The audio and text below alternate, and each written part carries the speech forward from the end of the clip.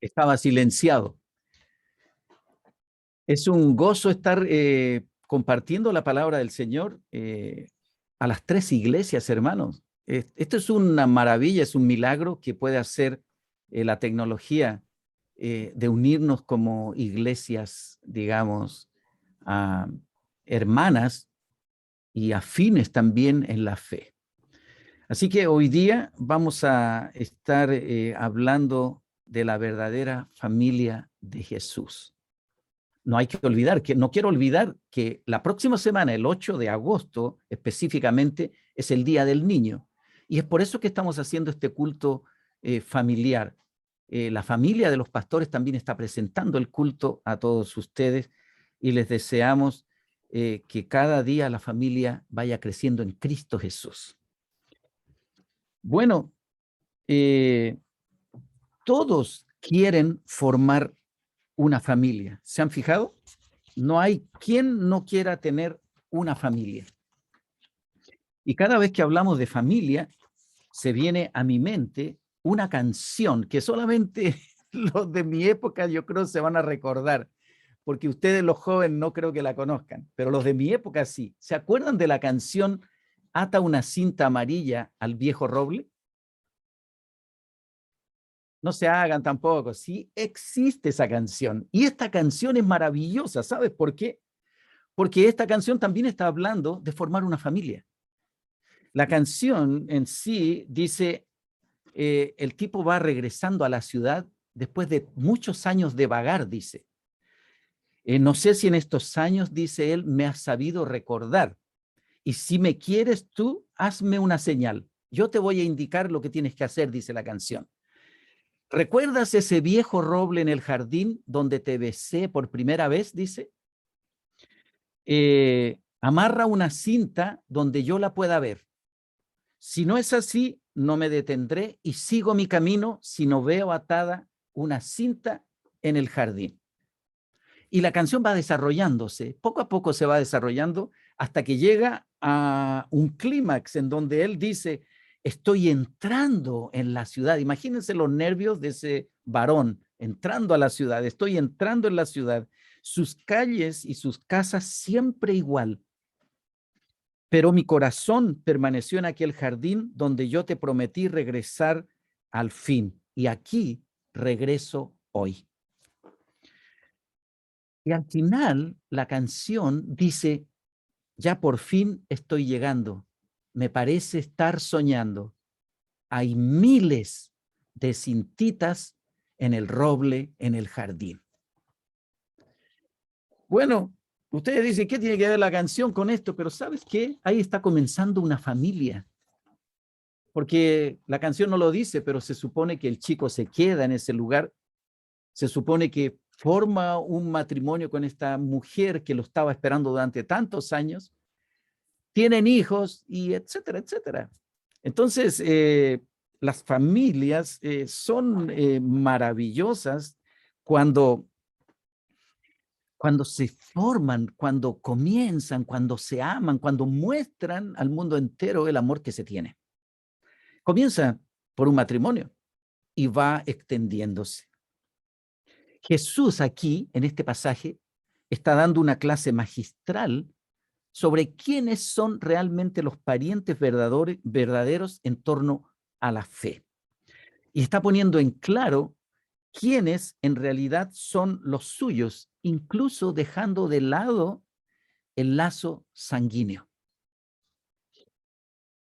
Debemos ir entonces a la palabra del Señor en esta mañana para que veamos qué tiene para nosotros en cuanto a este asunto tan trascendental como es ser familia para Dios. Primero, quiero hacer un pequeño recorrido, porque la familia allá en el huerto del Edén cayó. Y no podemos desconocer este asunto. En el huerto del Edén la familia cayó. Y ocupa un lugar preponderante, ya que es el núcleo principal de la sociedad. Dios forma la primera familia al crear a Adán y a Eva y darles la labor de reproducirse y poblar la tierra y hacer familia. Después de la caída, entonces, en el huerto del Edén, las familias ya no son como Dios quería que fueran. Hasta la relación familiar cae. Vemos, por lo tanto, en la palabra de Dios muchas familias, y no todas ellas son iguales. Tenemos familias como la de Adán y Eva, que desobedecen a Dios y pagan y hacen pagar a toda la humanidad el precio de su desobediencia.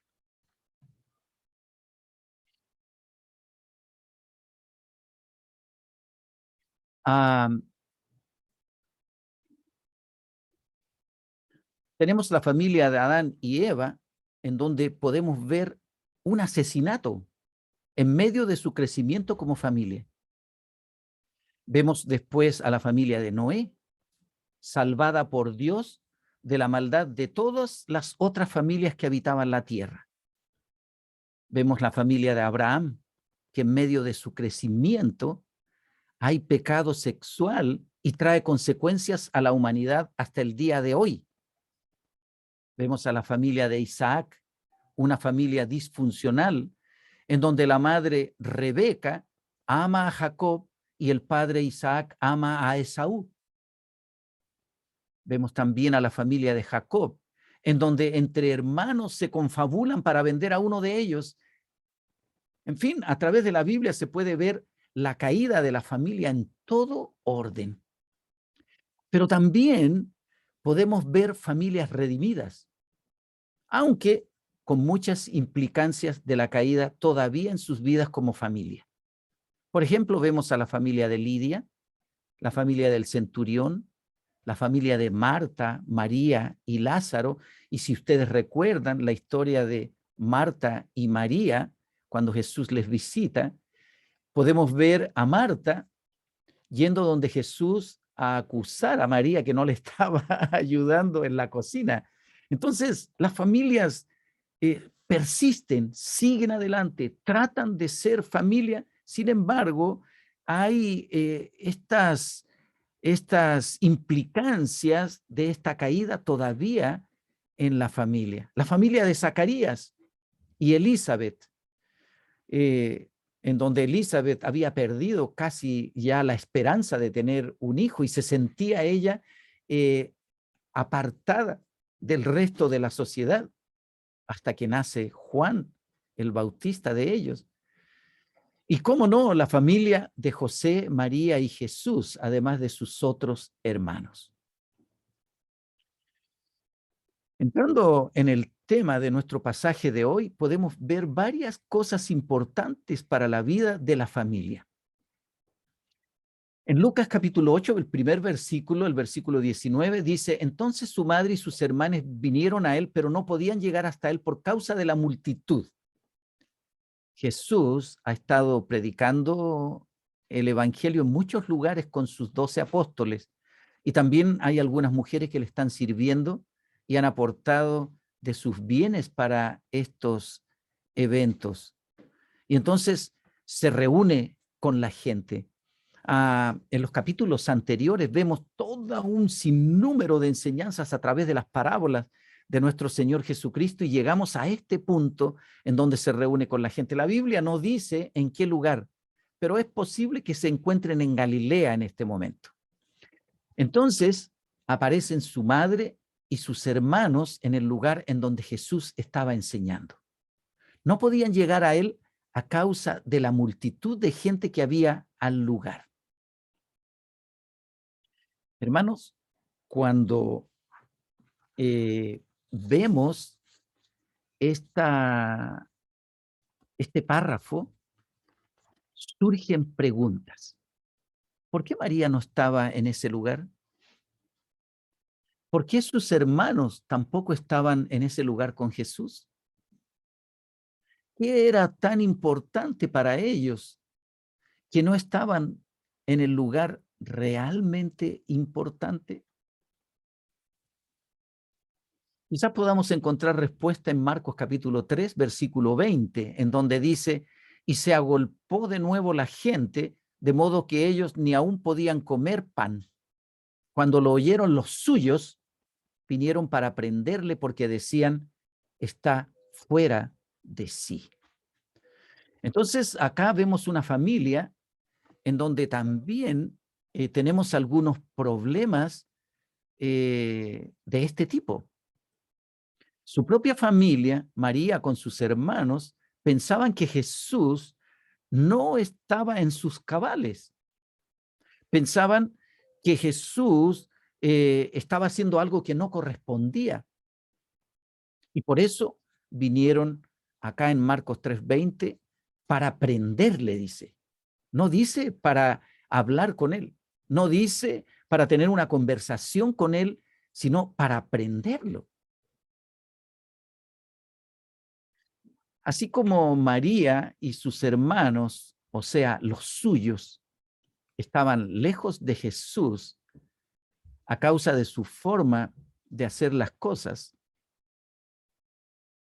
es posible que también nosotros hagamos nuestra vida cristiana no muy cerca de Jesús, o sea, no tan cerca que te queme, ni tan lejos que te enfríe.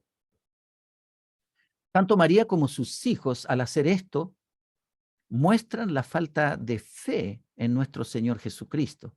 Y cuando la fe falta, no podemos llegar a Jesús. La multitud, dice, le impedía a María y a los hermanos de Jesús llegar a él. Pero la multitud que impedía a María y a los hermanos de Jesús llegar a él, es posible que en el caso nuestro sea la multitud de excusas que tenemos para seguirlo. En ese momento sí, es verdad, María trataba de llegar a Jesús, pero había tanta gente en el lugar que ella no podía acercarse a nuestro Jesús. No podía acercarse a nuestro Señor, no podía acercarse a nuestro Mesías, que estaba profetizando y hablando palabras de vida en ese momento. Ellos llegaron tarde y llegaron cuando ya había demasiada gente para que ellos pudieran quizás estar más cerca de Jesús y escuchar lo que Jesús tenía para ellos también. En nuestro caso, muchas veces son la multitud de excusas que tenemos para seguirle. ¿Cuáles son la multitud de excusas que tenemos para seguir a Jesús? Muchas veces esta multitud que nos impide acercarnos a Jesús son la multitud de trabajo que tenemos, la distancia a la cual vivimos, el cansancio cotidiano de estar batallando en este mundo que está caído y contra el cual muchas veces nosotros también estamos nadando en contra de la corriente, porque el mundo nos pone cosas delante de nosotros y nosotros no queremos aceptarlas, por lo tanto nuestra vida se hace mucho más difícil como cristianos. Y esto muchas veces redunda en que no nos podemos acercar a Jesús porque es tanto nuestro abatimiento, nuestra angustia, nuestro trabajo, que cerramos nuestros ojos y no podemos ver a Cristo en medio de todo lo que está pasando. ¿Cuál sería la excusa de María y los hermanos de Jesús para no estar en ese lugar? ¿Cuál es mi excusa y cuál es la tuya? Ah, muchas veces es tan grande la multitud de cosas que nos impiden llegar hasta Jesús que ni siquiera podemos divisarlo a lo lejos. Luchamos y luchamos para verlo, pero no queremos tampoco o sentimos que no es posible dejar esta multitud de cosas que cargamos y cada vez nos alejamos más de él.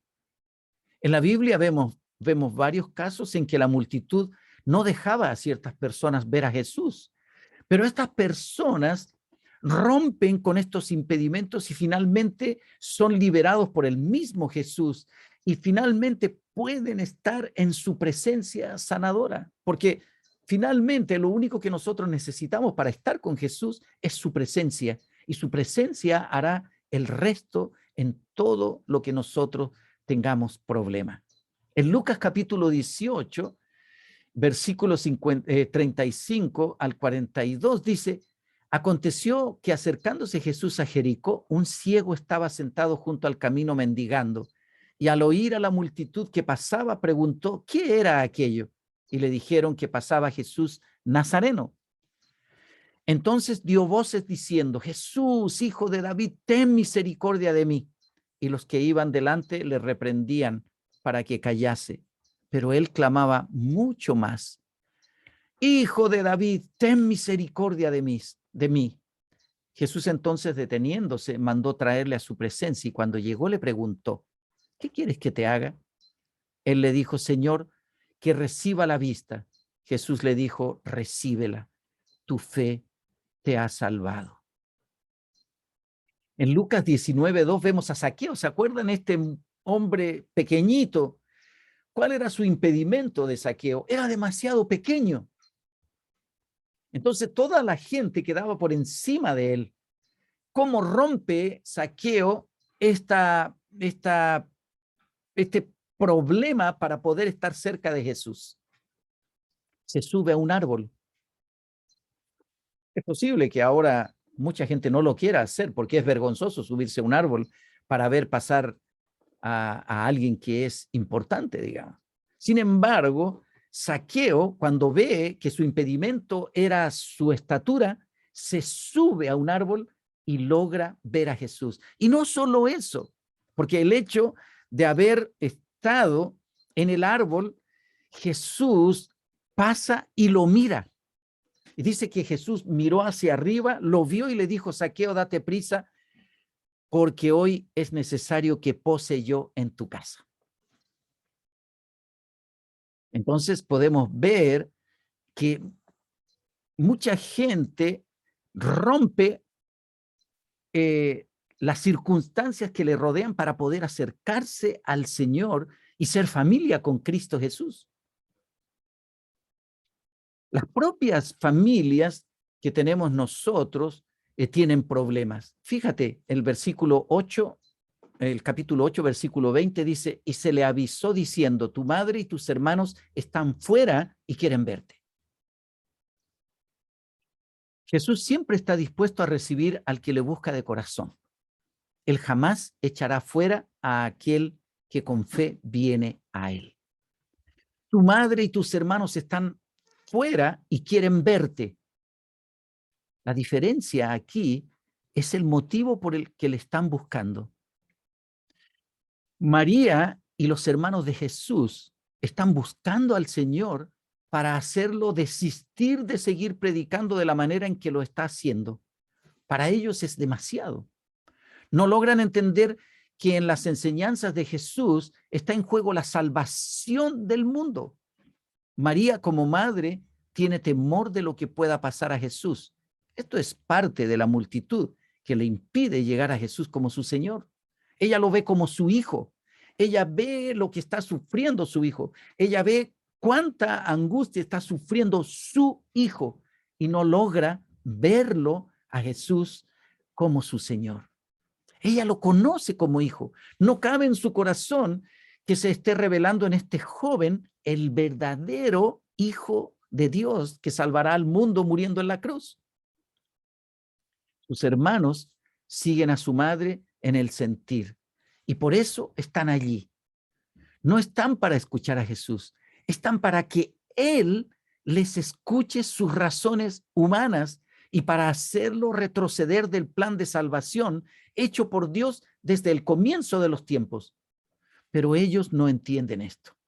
Ellos tienen tapados sus ojos espirituales por la multitud de razones humanas que creen que Jesús debería aceptar.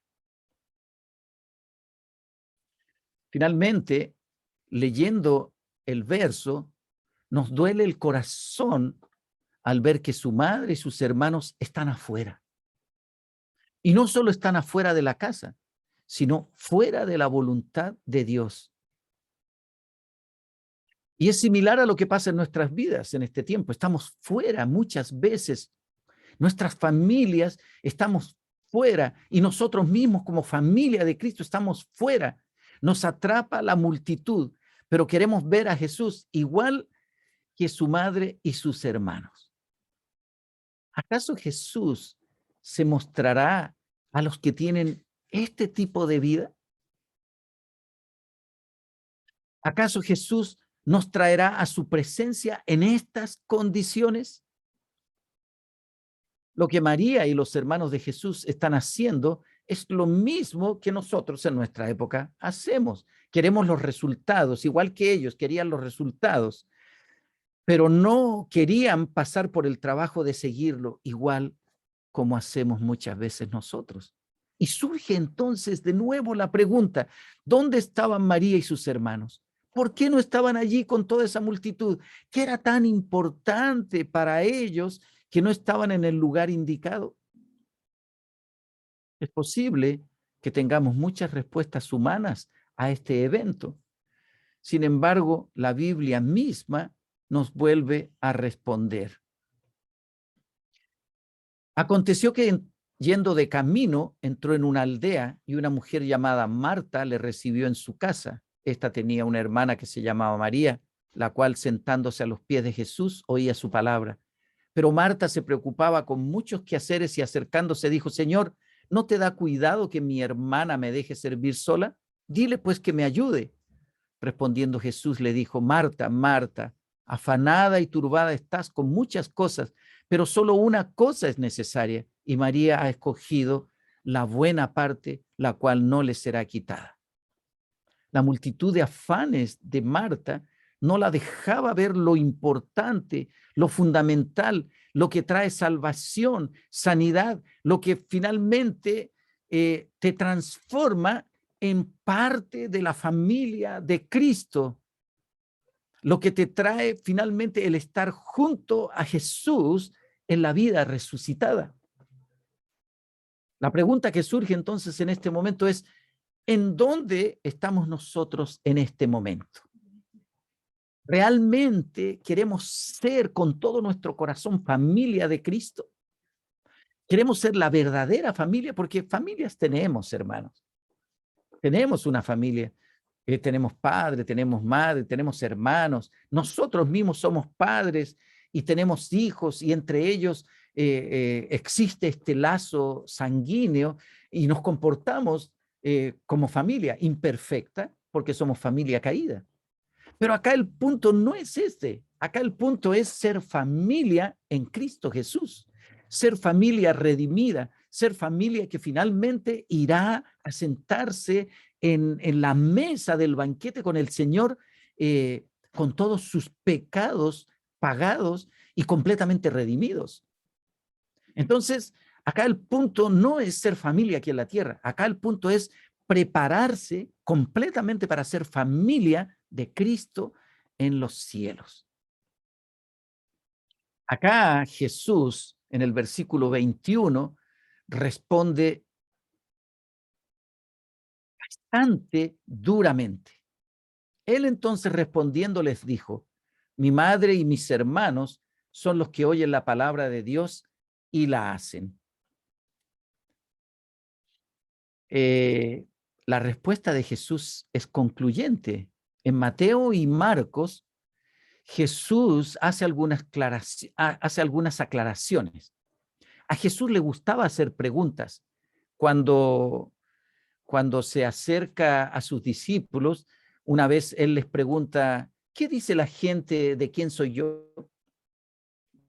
Sus discípulos le dicen, bueno, unos dicen que eres un profeta, otros dicen que eres Juan el Bautista, y Jesús vuelve a preguntar inmediatamente, ¿y ustedes? ¿Quién dice que soy yo? En este caso, él dice, ¿quién es mi madre y mis hermanos? En Marcos y Mateo. Acá en Lucas, Lucas omite esta parte. Pero cuando leemos Marcos y Mateo, vemos nosotros que la pregunta que hace Jesús es tremenda. ¿Quién es mi madre y mis hermanos? En Mateo sigue, porque todo aquel que hace la voluntad de mi Padre que está en los cielos, ese es mi hermano y hermana y madre. ¿Por qué Jesús dijo esto? Jesús trata de indagar primeramente si los que preguntan saben la respuesta. ¿Quién es mi madre y mis hermanos?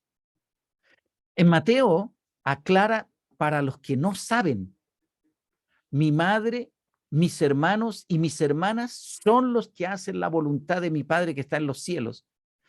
Y reafirma entonces su propio juicio sobre la situación. Ese es mi hermano y hermana y madre. Entonces Jesús hace 3 cosas en este momento. Es importante que logremos entender qué cosa conlleva ser hijo del Señor, ser parte de la familia de Cristo. Ser parte de la familia de Cristo no es solamente estar el domingo en la iglesia, levantando manos, cantando, alabando al Señor, emocionándonos, inclusive llorando, llegando a las lágrimas. Es tener realmente una vida como familia de Cristo. Es comportarnos como ciudadanos de esta familia del cielo. Es hacer realmente la voluntad del Padre en todos nuestros quehaceres. Nuestra mente tiene que estar capturada por la mente de Cristo y nosotros cada cosa que pensemos, cada cosa que digamos por nuestra boca y cada cosa que hagamos debe glorificar a la familia de Cristo. Debe glorificar a nuestro Señor Jesucristo. Esta es la forma en poder ser parte de la familia de nuestro Señor Jesucristo. María y los hijos que tenía estaban equivocados. Ellos amaban a Jesús. Ellos realmente le amaban, pero parece ser que le amaban como familia. Ellos no habían descubierto que más que Jesús perteneciera a la familia de María y José, María, José y sus hijos deberían pertenecer a la familia de Cristo. Y ellos estaban pensando en que Cristo pertenecía a su familia y querían salvarle, querían ayudarle o querían sacarlo de ese lugar para que nada le ocurriera. Sin embargo, ellos no habían descubierto todavía que ellos eran los que deberían entrar a la familia de Jesús. Ellos debían pertenecer a la familia de Cristo.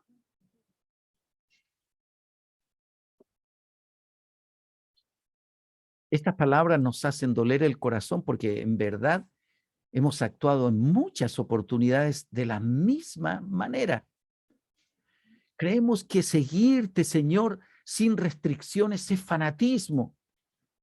Creemos, Señor, que desprendernos de las cosas que atesoramos es un gran dolor. Creemos, Señor, que tener un estatus es lo correcto. Oh, Señor, creemos que segregar a la gente está bien, ya que no todos somos afines los unos con los otros. Creemos muchas veces que somos más amados por Dios porque lo merecemos. Y creemos muchas otras cosas. Creemos multitud de cosas que lo único que hacen es separarnos de ti y perder la bendición de ser tu familia. Por eso, Señor, en esta mañana queremos pedirte perdón y te entregamos nuevamente, Señor, nuestras vidas a ti para que seas tú quien nos guíe en nuestro caminar hasta llegar finalmente a reunirnos contigo en esta familia maravillosa y celestial a la cual debemos pertenecer. Crea en nosotros, Señor, un corazón limpio para que podamos realmente vivir y actuar como familia tuya. Y finalmente, Señor, podamos estar contigo, Señor, allá en este banquete, Señor, que tú nos tienes preparado. Pedimos todo esto, Señor, en el nombre de Jesús. Amén.